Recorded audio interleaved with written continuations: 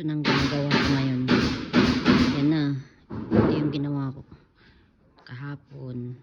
Yan pang gagawin ko. Ito na nagawa ko. Dami.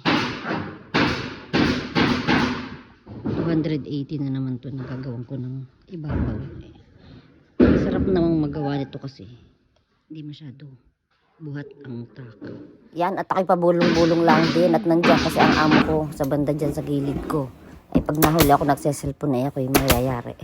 So ayan na, natapos ko naman yan, yung aking ginagawa na yan. At ako'y naggawa ng sarili kong pattern nang hindi ako tansya ng tansya dun sa gitna. Tinatansya lang kasi yun. Alay ako'y naiyamot ng tansya ako ng tansya. Gumawa ko ng sarili kong pattern.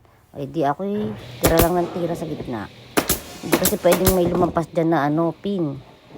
Kasi bukas ang ilalim niyan. Hindi pwede na magagalit ang amo. Makakasugat daw kasi ng tao.